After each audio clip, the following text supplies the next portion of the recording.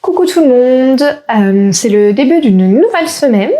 On est le 14 février, donc vous allez finir de recevoir les box de Saint-Valentin aujourd'hui. Il fait super beau, la semaine commence bien parce que le lundi je commence par un cours de chant, ce qui me donne plein d'énergie. Donc voilà, je me sens bien, je sens que le fait de plus travailler le week-end, ça porte ses fruits. Ce week-end j'ai pris le temps de lire, d'être avec des amis qui sont venus nous voir et tout ça, de me balader. Et je me rends compte à quel point ces moments de respiration m'avaient manqué. Voilà, donc je m'attaque à une nouvelle semaine différente des semaines précédentes parce que je fais des tâches plus de fond. Même si j'avais voulu faire de la production, j'aurais pas pu parce que mon four est toujours pas réparé, mais c'est pas grave. Donc aujourd'hui je vais faire de la compta, je vais trier, ranger toutes mes factures, trier aussi toutes mes photos parce que j'ai des mois de photos non triées sur ma carte mémoire. D'habitude c'est des choses que je fais petit à petit, mais à la fin de l'année elle était vraiment trop chargée, le dernier trimestre, entre tout le boulot que j'avais et le déménagement et tout ça. Et c'est bête, mais c'est comme quand je suis dans une maison qui est en bazar, d'avoir du bazar dans mes fichiers, ça, je me sens pas bien. Donc voilà, là je vais repartir sur des bonnes bases, je suis contente. Et puis je vais aussi monter le vlog, le deuxième vlog. J'espère que ça va aller plus rapidement que pour le premier, auquel en fait je connaissais rien du tout au montage, donc ça a pris vraiment plusieurs jours. Là j'espère que je vais me rendre compte que j'ai acquis des compétences et que c'est plus fluide. J'aimerais bien qu'il sorte à la fin de la semaine, donc on va voir si c'est possible. Et qu'est-ce que je vais faire d'autre aussi ? Bah oui, je vais travailler, j'ai un peu mal à la gorge, donc c'est pour ça que j'ai l'air un peu essoufflée, je pense. Je vais travailler à mon livre parce que j'en ai parlé sur Insta en début d'année. Et en fait, j'ai pas encore eu le temps de vraiment me poser pour créer l'architecture du livre, en fait. Et enfin, toutes les choses essentielles à sa trame. Et après, j'y pense très souvent, en fait, quand plusieurs fois par jour, je me dis, tiens, ça et ça va là, enfin, dans mon petit sommaire mental. Mais voilà, je suis assez contente, du coup, d'avoir le temps de faire tout ça cette semaine. En fait, c'est important pour moi de varier dans les tâches. Je pense que je pourrais pas, je l'ai fait, mais je pourrais pas enchaîner production. J'ai besoin d'avoir des tâches plus réflexives, en fait, qui mettent les choses un peu à plat. Et je pense que le livre, ça va être un bon exercice pour ça. Voilà, écoutez, je vais m'y mettre. Et je vous dis à plus tard. La veille, j'avais pris le temps de noter toutes mes idées de manière assez détaillée, tout simplement sur une note dans mon téléphone, parce que c'est ce que j'avais sous la main quand j'étais dispo pour le faire. Et en fait, là, j'ai fait, comme quand j'étais étudiante, une sorte de plan détaillé avec différentes colonnes. Et je reviens sur ma méthode, en fait, à la fin du vlog. J'avais enregistré une séquence juste après, mais pour une raison que je vous dévoilerai après, je n'ai pas pu l'utiliser.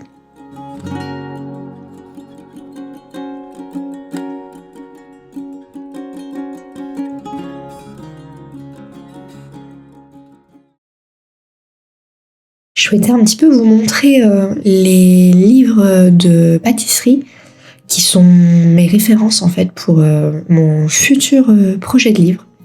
Alors sans surprise, ce sont quasiment que des livres anglais ou anglophones, à l'exception d'un. Là, celui que j'ai entre les mains, c'est un petit livre de chez Fortnum & Mason. C'est la maison de thé emblématique de Londres, une des plus anciennes au monde. Et c'est un petit livre, mais magnifique, vous voyez, les photos sont splendides, où on apprend plein de choses sur le thé, son histoire, l'art du tea time, et il y a plein de recettes aussi sucrées et salées, bien sûr, puisque à l'heure du thé, on mange les deux en Angleterre. Ça, c'est un petit livre que j'ai ramené de mes vacances en Cornouailles, qui est très joli, qui est illustré à l'aquarelle, qui comprend aussi plein d'infos sur l'art du thé, plein de recettes, et il est édité par The National Trust, qui est l'équivalent du patrimoine en Angleterre.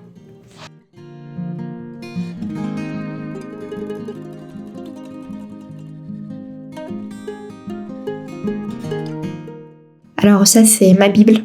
Ce livre est magnifique, Tea Time à Downton Abbey, donc je l'ai en français. J'ai hésité avec la version anglaise, mais déjà il n'était pas facile à trouver. Et puis en fait les grammages sont dans les unités de mesure anglo-saxonnes, donc je préférais les avoir en unité grammes et tout ça. Et le livre est vraiment magnifique. Là encore, plein d'infos sur le rituel du thé, des photos de la série, des recettes. Et je trouve que tout est parfait dans ce livre. La couverture, la mise en page, les images, il est merveilleux. Ça, c'est la petite exception à ma collection. J'ai des livres de pâtisserie en français, mais c'est vrai que je les aime moins. Celui-là, il est fait par Christophe Helder et Camille Le Sec, qui sont des pâtissiers que j'aime bien parce qu'en fait, ils se prennent pas trop la tête. Et c'est un livre en fait sur des recettes simples qu'on peut faire chaque jour. Il n'y a pas d'ingrédients extravagants, de peser au gramme près, tout ça, parce que j'avoue que tout ça, ça me saoule un peu. Et voilà, il est très joli, il est réparti par jour de la semaine, comme vous pouvez voir. Il est coloré, il est ludique, il a un côté enfantin que j'aime vraiment bien, tout en étant quand même vraiment élaboré. Et ça, c'est ma dernière acquisition, je vous l'avais montré sur Insta. C'est un livre qui est tiré de l'univers de Anne of Green Gables, Anne et la maison au pignon vert. Et il est très joli. Un petit peu trop girly, c'est pas forcément ça que j'ai envie de faire, mais je trouve qu'il est quand même assez original. Bon, les photos, comme d'hab, magnifiques. Et plein de petites recettes. Alors, je les ai pas testées, je sais pas si c'est bon. Parce que c'est vrai que Anne, souvent, elle commet quelques désastres en cuisine pour ceux qui ont lu les livres ou vu la série. Mais je le trouve très bien fait. J'aime bien son format un petit peu presque carré. Et le fait qu'il y ait pas mal de mélange entre les photos et les dessins à l'aquarelle, je trouve ça joli aussi. Voilà un petit florilège de mes livres. Donc je les consulte assez régulièrement quand j'ai besoin en fait de prendre des décisions. En ce moment par exemple sur la mise en page. J'essaye de comparer un peu ce que j'aime, de comprendre pourquoi est-ce que ça c'est joli et tout ça. Le 20 février, Miss Fauvine, Solène, est venue me rejoindre pour quelques jours de vacances. Le lundi, on est allé se balader vers Saint-Lunaire, à la Pointe du Nic, et en fait, il y a eu beaucoup de vent pendant la nuit, et cette journée-là encore, et donc il y avait de grosses vagues sur la mer, c'était vraiment très chouette. Je trouve qu'il y a un petit côté plage abandonnée, on s'imagine déjà à la fin de l'été quand on voit cette lumière et ces couleurs.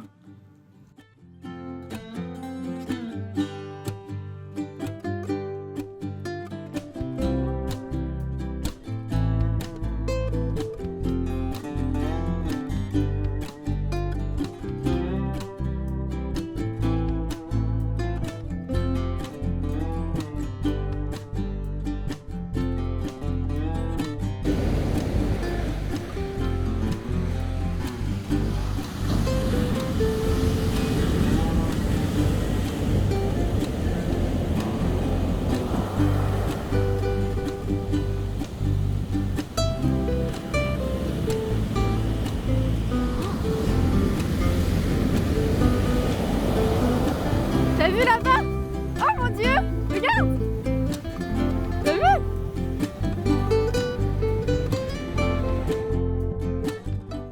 C'est encore plus impressionnant quand on voit ça à duo. Donc là, on était retourné sur le sentier de balade pour rejoindre en fait le village de Saint-Lunaire.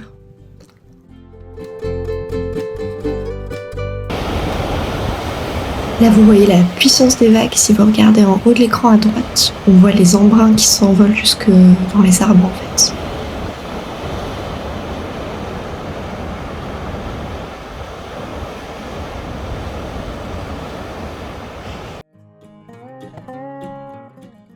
Solène voulait absolument aller au Mont-Saint-Michel. Bon, elle n'osait pas trop demander, mais on a été très heureux de rendre ce petit rêve possible avec mon amoureux. Donc on y a passé quelques heures le mardi. Donc si vous n'y êtes jamais allé, c'est évidemment un incontournable du coin. Alors j'ose pas dire de la Bretagne parce qu'il y a une petite querelle pour savoir si c'est en Bretagne ou en Normandie. Je ne rentrerai pas dans le débat.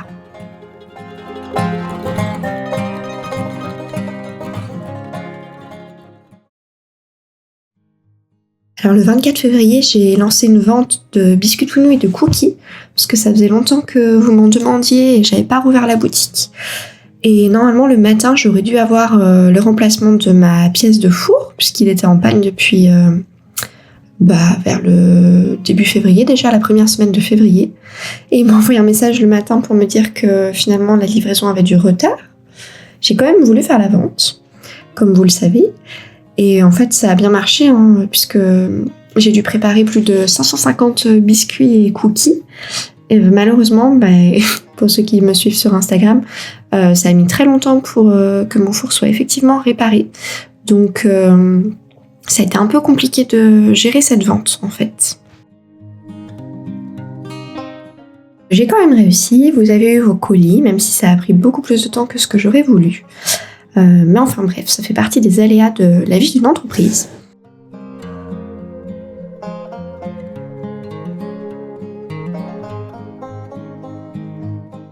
Et là, je suis en train de préparer la recette citron pavot. Donc, c'est une recette que j'aime beaucoup faire, notamment au printemps. Là, je suis en train de zester les citrons jaunes et verts, parce qu'il y a 2 citrons dans la recette. Et ils sont bio, bien sûr.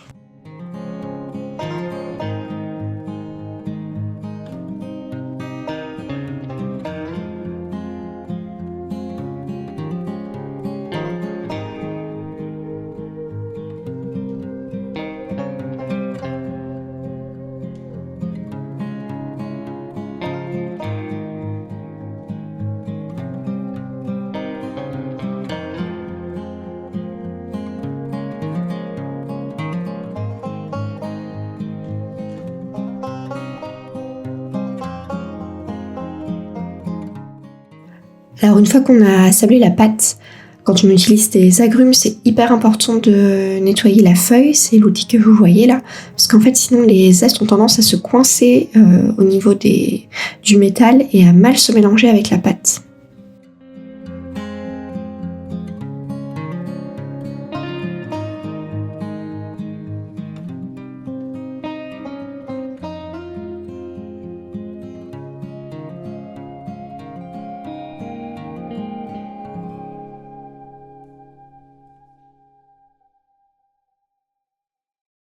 Là, c'est un peu plus tard dans la semaine. Je suis en train d'étaler la pâte à biscuits coco.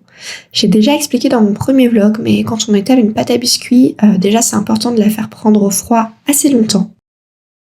Quand je dis assez longtemps, c'est la veille pour le lendemain. En fait, il faut que le beurre fige vraiment. Sinon, en fait, vos biscuits à la cuisson, ils seront tout moches, ils vont perdre leur forme.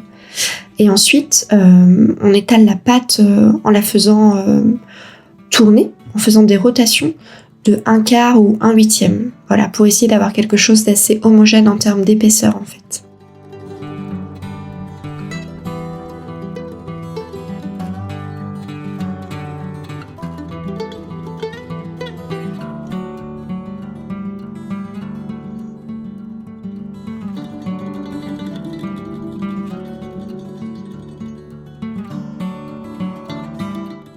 Et aussi, petit point important, quand on étale une pâte, il n'y a pas besoin de la noyer dans la farine, même si ça fait de jolies images dans les films, ça sert à rien.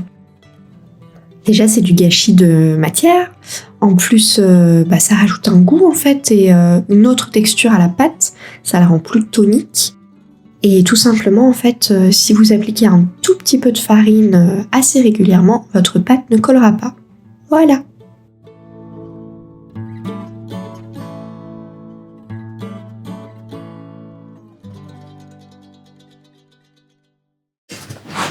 Coucou tout le monde. On est jeudi soir le 3 mars. Voilà, je vais réussir. Et j'ai passé une bonne journée, une très bonne journée en fait. Je suis en train de cuire toutes les commandes de biscuits tout nus et de cookies. Voilà, donc il y a commencé à y en avoir partout dans mon bureau. Ça sent bon dans la maison et puis de temps en temps je fais des petits tests pour vérifier que c'est bon. Donc c'est plutôt une bonne journée. Et puis en fait, j'hésitais à vous en parler maintenant ou pas, mais j'ai envie. Donc voilà, en fait, il y a quelques jours, j'ai contacté un dessinateur, illustrateur que j'adore en fait, qui a une galerie à Dinard et qui est connu en fait parce qu'il a illustré des BD, des romans graphiques et tout ça. Et en fait, ça fait des années que je passe devant... Enfin, des années, ça fait... Parce qu'il est pas non plus très très vieux. Hein. Ça fait longtemps qu'en fait, je passe devant sa galerie à Dinard, où son travail est exposé et qu'en fait, je m'émerveille parce que c'est magnifique en fait. Je vais vous montrer ça tout de suite, je vais bientôt vous révéler son nom, mais je fais ma petite intro. En fait, c'est quelqu'un qui travaille à l'aquarelle et avec un petit peu de gouache aussi et qui a un travail des couleurs incroyable. C'est un grand amoureux de la Bretagne et de Dinard en particulier, parce qu'il y vit depuis 10 ans maintenant. Et il a vraiment la capacité en fait à retranscrire la lumière très particulière qu'on a ici, les couleurs aussi, parce qu'en fait Dinard fait partie de la Côte d'Émeraude, pour ceux d'entre vous qui connaissent pas trop. Donc c'est au nord de la Bretagne, et en fait ça s'appelle comme ça parce que la mer a vraiment une couleur bleu-vert indescriptible, et en fait c'est tout le temps changeant. Enfin bon, bref, de toute façon c'est magnifique, vous avez bien compris que j'adorais ma ville. Et voilà, il sait vraiment retranscrire tout l'esprit de la ville avec humour et émotion, et faire en sorte en fait que chacun s'y retrouve, en fait, revive ses souvenirs. Et en fait, j'ai imaginé une box, peut-être que ça je vous en parlerai un peu plus tard de la box en particulier. Et j'aimerais intégrer son travail en fait dans cette box-là pour faire une collaboration. Et en fait, je l'ai contacté en me disant bon, bouteille à la mer, quoi. Il faut un peu se lancer et oser. C'est un de mes défis pour cette année, d'oser en fait présenter mon entreprise au-delà de ma clientèle, en fait, au-delà de vous. Et puis mon mari m'a encouragée, et Miss Sovine aussi. Et donc j'ai envoyé un message dimanche dernier, et puis il a répondu hyper gentiment, parce qu'en fait, en plus, il est gourmand. Donc forcément que je parle de biscuits, ça l'intéressait. Et on s'est rencontrés ce matin, et son nom c'est François Ravard. Alors je sais pas si certains d'entre vous connaissent. Voilà, François Ravard, il y a son petit nom là. Donc ça c'est un de ses... Je sais pas si on appelle ça un recueil... en fait c'est un livre en tout cas. Ouais, un recueil, c'est ça, le présent recueil. Donc il s'appelle Vague d'amour. Donc un titre hyper poétique, enfin magnifique. Et en fait où il y a voilà, ces dessins, pour vous montrer un peu... il y a des dessins très... enfin, qui font vraiment appel à la sensibilité comme celui-là. Je sais pas trop si vous arrivez à voir l'intégralité du dessin, mais voilà, c'est un homme en fait qui regarde son reflet dans la piscine de Dinard. C'est une piscine d'eau de mer assez emblématique, et qui se voit jeune, petit. Il y a aussi des choses très drôles. Par exemple, bah voilà, là, c'est très style BD. C'est ce que ça s'appelle l'Albatros. Vous voyez, donc c'est un homme qui se prépare à plonger et qui se rend pas compte qu'en fait il s'est métamorphosé en oiseau. Les couleurs sont incroyables. Voilà, les couchers de soleil, c'est magnifique. J'essaye de vous montrer une où on voit les nuances. Voilà, vous voyez, le travail du bleu est juste, mais fou en fait. Et moi, je n'osais pas trop rentrer dans la galerie en fait. Je me sentais un peu intimidée, et puis j'ai osé il y a 10 jours pour offrir quelque chose à Arnaud, justement, une illustration qu'il aime beaucoup. Et voilà, et donc on s'est rencontrés, et en fait il est d'accord et hyper content de m'aider dans ce projet. Donc en plus, au-delà de ça, c'était quelqu'un de... Vous savez, parfois on rencontre quelqu'un et en fait c'est très facile de communiquer et de parler. À l'inverse, parfois on est mal à l'aise, on sait pas trop sur quel pied danser, ce que l'autre pense, on n'a pas trop nos codes en fait, on est différents en fait. Et là c'est passé tout de suite, et on a parlé pendant 2 heures de plein de choses, et du coup je suis ressortie, j'avais des petites ailes quoi. Et voilà, donc c'est un projet qui verra le jour dans plusieurs semaines. Je sais pas si c'est 3 semaines, si c'est 1 mois et demi, voilà, mais je suis super contente. Bon, je vais arrêter là ma vidéo parce que j'ai une fournée que je dois sortir du four, et je vous dis à plus tard.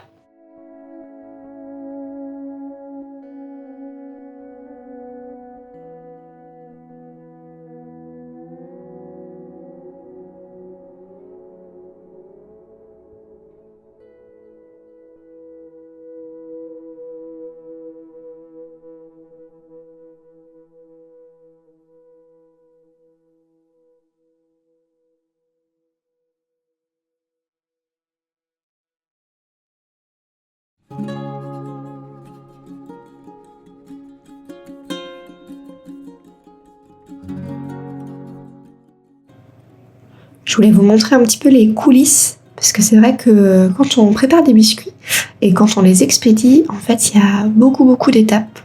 Donc il y a la préparation de la pâte, la découpe, la cuisson et après l'emballage. Donc moi j'essaye d'emballer mes biscuits le jour même. Parfois ça m'arrive de les cuire le soir à 22h et de les emballer que le lendemain matin. En faisant comme ça, je m'assure que vous ayez des biscuits qui soient vraiment frais. Alors ça a des petits inconvénients esthétiques, c'est que parfois je glisse les biscuits dans les sachets quand ils sont encore tièdes, parce qu'en fait j'ai pas un grand espace de stockage, donc j'ai besoin de libérer les plaques. Et donc comme la pâte est encore un petit peu chaude, ça peut faire des petites traces blanches sur votre sachet à l'intérieur en fait. C'est la matière grasse qui se dépose tout simplement.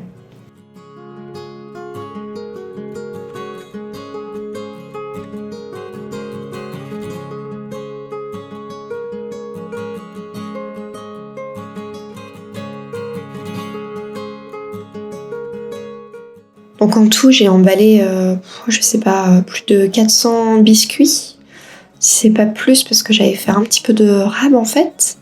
Et plus de 120 cookies. Donc ça donne un peu le tournis. Je vous montrerai un petit peu plus tard tout ce que ça représente.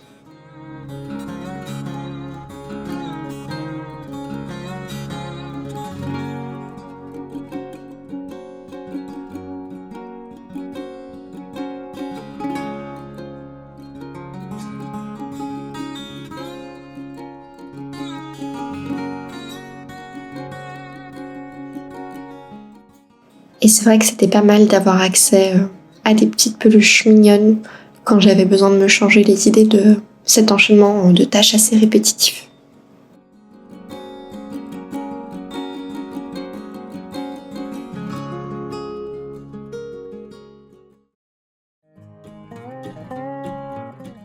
Alors j'ai pris la décision, suite à cette grosse production, d'acheter un deuxième robot. Je vous explique un petit peu plus tard pourquoi. Et donc je l'ai reçu ce vendredi-là et j'ai essayé de l'installer. Et en fait c'était un gros échec, c'était trop lourd. Donc je me suis reprise à 2 fois. Voilà, on n'est pas musclore qui veut.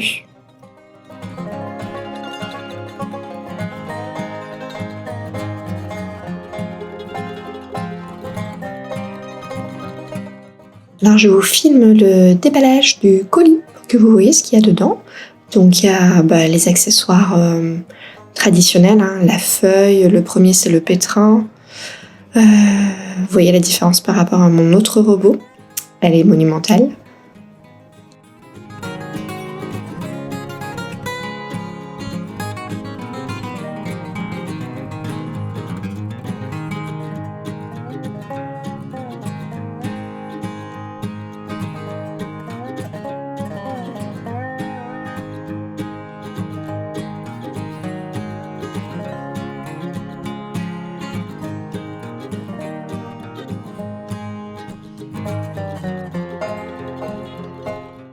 Là, on a le petit moment de galère avec les plastiques. Hein. On sent que je suis très à l'aise.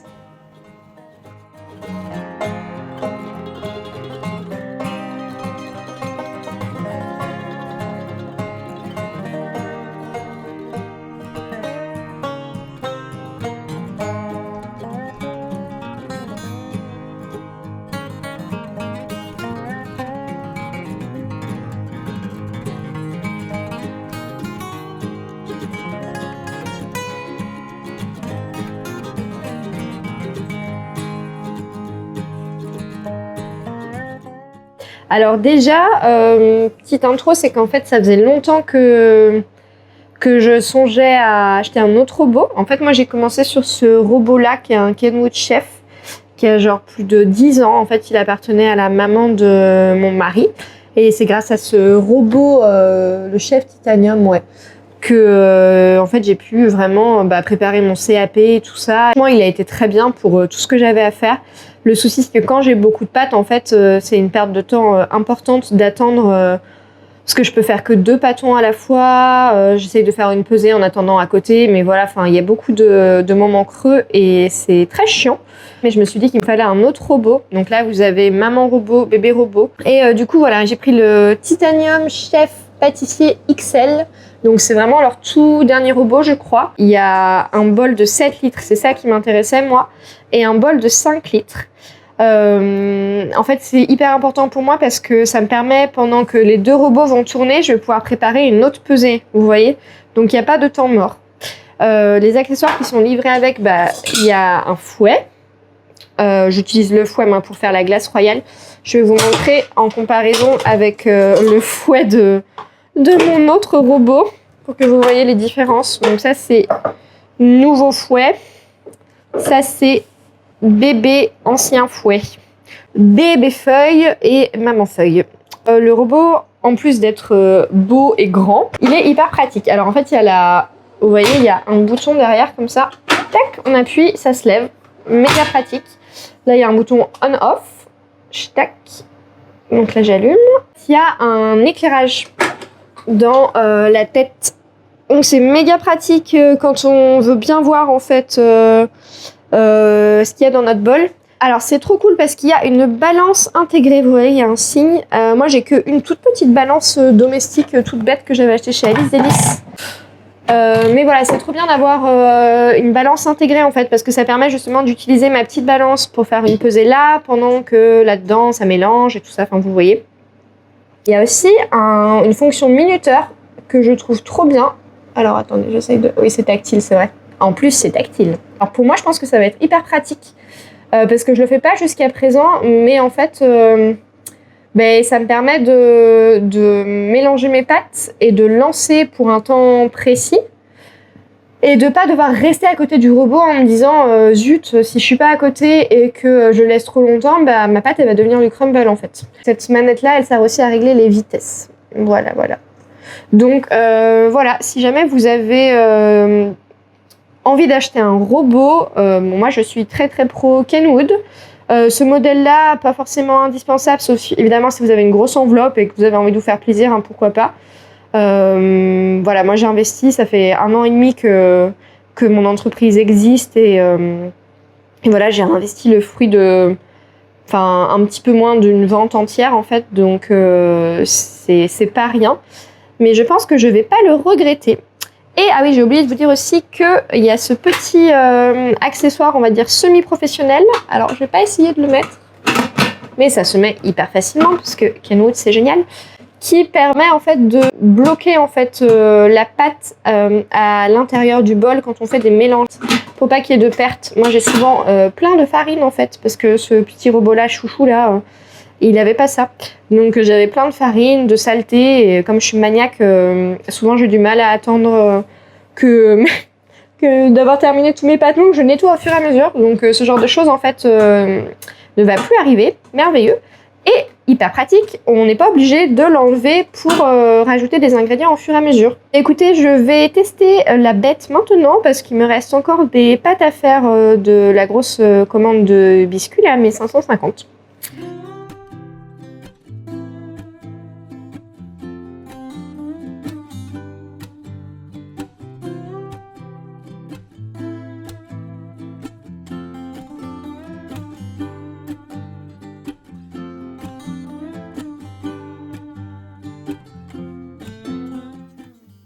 Je voulais vous filmer des petits cadeaux que m'a emmené Solène, Miss Sauvine, quand elle est venue me voir, parce que c'est vraiment trop joli.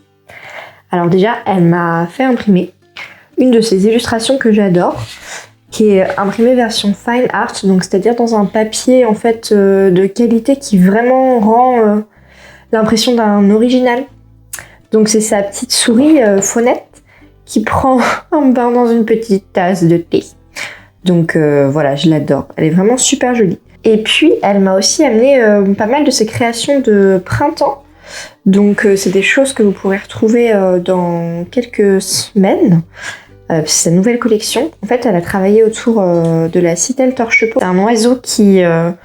c'est l'un des oiseaux qui peut grimper verticalement aux arbres, si je me souviens bien. Ça se trouve, je dis une grosse bêtise. Donc elle l'a décliné sur version carte. Ça, c'est un petit cadeau qu'elle m'a offert d'une autre marque, je crois que c'est Wildlife Garden. Je vérifierai, je mettrai les infos en barre d'infos. Donc voilà, c'est trop joli. Ça, c'est le tote bag qui est hyper grand en fait. que j'utilise pas mal, il est un peu sale déjà, faut que je le lave, et qui reprend voilà la Citel torche-peau. Donc la qualité d'impression est vraiment très très jolie, que le rendu des couleurs est top en fait, vous voyez par rapport à la carte.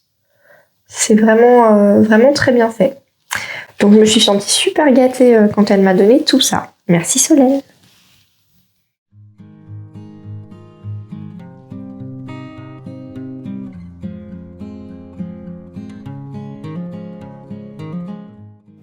Alors je vous filme un petit peu de la préparation des colis.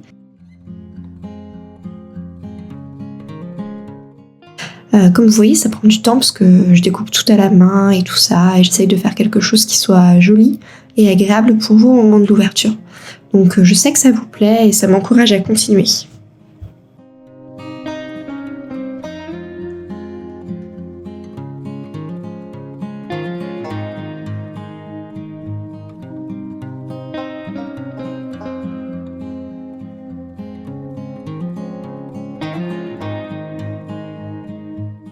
Le petit bloc-notes tout mignon vient de chez Laura L'Huillier, à Ruelle L'Huillier sur Insta. Il est hyper printanier, donc ça y est là, je l'utilise tout le temps.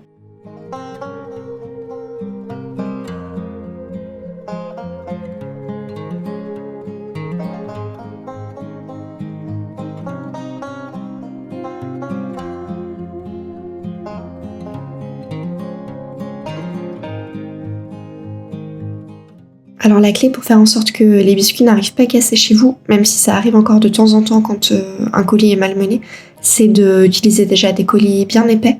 Donc voilà, moi je les achète chez Raja. De mettre pas mal de papier bulle. Donc ça coûte cher, ça prend du temps à découper, mais ça change tout. Et surtout de pas chevaucher les biscuits. Chacun doit être à plat et le colis doit être équilibré dans l'ensemble.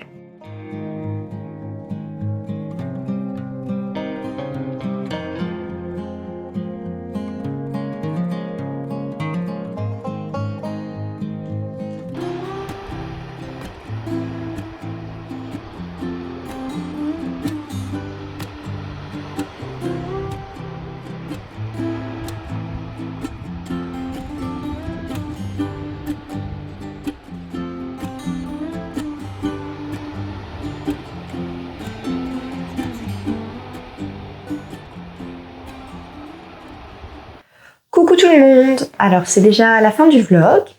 Il a eu beaucoup de retard avec toutes mes histoires de four. J'aurais voulu le sortir en fait la semaine dernière, mais le destin en a voulu autrement.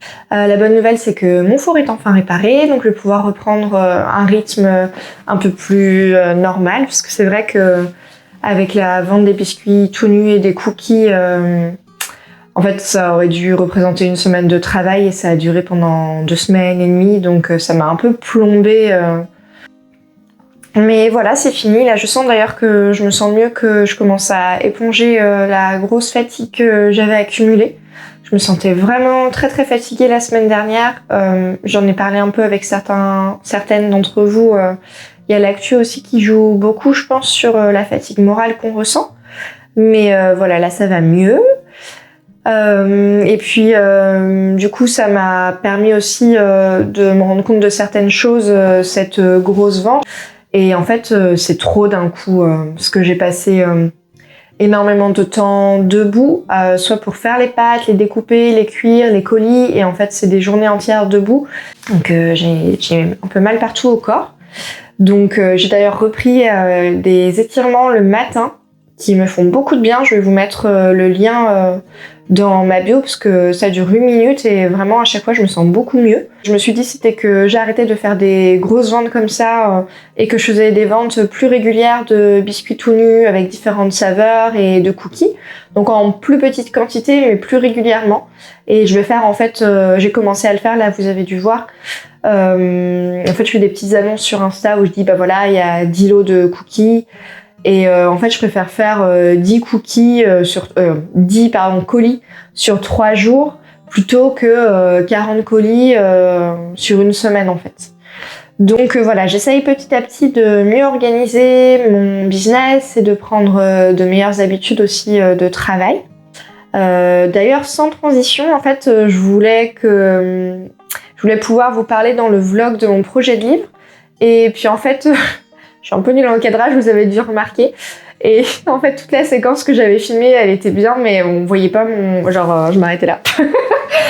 Et donc, du coup, je voulais reprendre un petit peu avec vous ce que j'avais avancé sur le bouquin. En fait, il y a 2 semaines, j'ai enfin mis au clair toutes mes idées pour le livre. Donc, en gros, j'ai fait un chemin de fer. On dispose sur papier les différentes pages du livre. En gros, tout simplement, on fait des rectangles qu'on divise par 2 et on définit ce que chaque page sera, quoi. Donc ça permet d'avoir une vision d'ensemble du livre, de savoir combien de pages il y aura. Je sais maintenant combien de pages fera mon livre, donc normalement 66. Et puis j'ai aussi en fait pris le temps au-delà du chemin de fer de en fait déterminer vraiment pour chaque page le contenu, s'il y a des photos, s'il y a des vidéos associées. Parce qu'en fait j'aimerais bien associer des vidéos au livre comme ce que je fais c'est quand même très visuel, on a besoin de comprendre la gestuelle. Et tout simplement en fait ça se présente comme ça, c'est un tableau en fait. Alors j'ai fait comme ça me semblait le plus logique, je sais pas si c'est la méthode à adopter pour faire son livre, mais voilà. Il y a le nombre de pages à chaque fois que prend chaque section, le numéro de page qui correspond. Donc voilà, et ce qui était assez chouette en faisant ça, c'est que je me suis rendu compte que mon livre, il venait vraiment naturellement. Je l'imagine très bien, même les photos et tout ça. Donc c'est super rassurant. Et j'ai aussi un document où je liste toutes les photos en fait que je dois faire. Et j'ai fait pareil pour les vidéos. Voilà. Maintenant, il me reste en fait à tout le travail bien sûr, mais les prochaines étapes, je veux dire, c'est contacter des imprimeurs pour commencer à avoir des devis, et puis faire également les premières mises en page en fait sur InDesign, donc c'est le logiciel qu'on utilise pour mettre en page un livre. Donc ça implique pour moi de choisir les polices de caractères, les couleurs, les espacements, les marges et tout ça. C'est un peu bête, mais ça me stresse en fait parce que dans ma tête c'est vraiment un truc de graphiste et j'ai jamais utilisé InDesign et voilà, c'est comme quand j'ai commencé à faire les vlogs sans être une pro. Maintenant ça va, je me dépatouille, mais je me disais que c'était un truc de fou, que j'allais pas y arriver. Donc j'espère que ça va me faire pareil avec la mise en page, même si je sais que c'est quand même un métier, hein. Ça s'improvise pas non plus. Mais voilà, donc là c'est la fin du 3e vlog et je suis déjà du coup en train d'entamer finalement cette semaine plus de tâches de fond. Dont je viens de vous parler il y a quelques minutes. Donc voilà, cette semaine ça va être vlog et puis tout ce qui touche au livre justement. Et aussi rencontre avec un fournisseur, un futur fournisseur, enfin que j'ai déjà commencé à fournir dans les box. Bon, ça concerne le thé. J'en ai dit beaucoup, donc je pense que finalement il n'y aura pas trop de suspense quand je vous dirai vraiment de quoi il s'agit. Voilà, écoutez, je vous remercie d'avoir regardé ce vlog. J'espère que vous avez trouvé ça intéressant, que vous avez passé un bon moment. Et n'hésitez pas à me dire ce que vous en pensez en commentaire ou sur Insta. C'est toujours hyper agréable pour moi de savoir que vous avez passé un bon moment, que ça vous a fait du bien. Voilà, écoutez, je vous dis à bientôt et je vous fais des bisous.